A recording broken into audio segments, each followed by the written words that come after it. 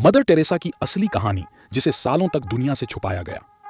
कोलकाता के हॉस्पिस में इलाज के नाम पर धोखा चलता था। मरीजों को दर्द कम करने के लिए दवाइयां तक नहीं दी जाती थीं। कई बार एक ही सुई को बार बार इस्तेमाल किया जाता था, जिससे बीमारियां फैलती थीं। यह संस्थान अस्पताल नहीं, बल्कि मरने वालों के लिए आश्रय स्थल की तरह चलाया जा रहा था।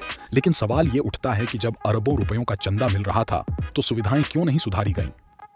ये पैसा कहां गया? नए कॉन्वेंट बनाने और धर्म बदलवाने में। मरते हुए लोगों को बिना उनकी अनुमति के बपतिस्मा दिया जाता था। इसे सोल हार्वेस्टिंग यानी आत्मा की कटाई कहा गया।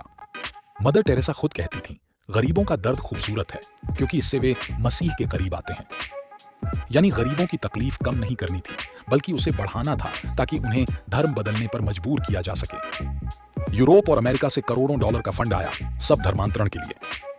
जापान ने साफ मना कर दिया कि उनके देश में मदर टेरेसा कोई एनजीओ नहीं खोल सकती। लेकिन अमेरिका और यूरोप ने खुलकर पैसे बहाए, क्योंकि ये पैसा गरीबों की मदद नहीं, बल्कि ईसाई बनाने की फैक्ट्री में लगना था। भारत में इस खेल को किसने संरक्षण दिया? कांग्रेस सरकार ने। जो भी इसके खिलाफ आवाज उठाता, कांग्रेस सरकार उसे जेल में ठूंस देती थी। क्यों? क्योंकि कांग्रेस चाहती थी कि भारत में बड़े पैमाने पर धर्मांतरण हो।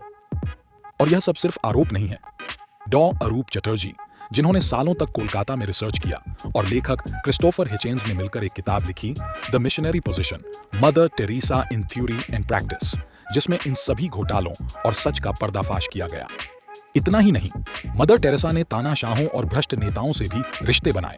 हाइती के खूनी तानाशाह जीन क्लॉड डुवालिये से दोस्ती, और माफिया जैसी शख्सियत लिसियो गेली को नोबेल दिलाने की सिफारिश की।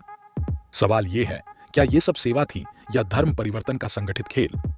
सच्चाई यही है, गरीबों का इस्तेमाल हुआ, दर्द का सौदा हुआ, और कांग्रेस सरकार की शह पर धर्मांतरण का खेल खेला गया।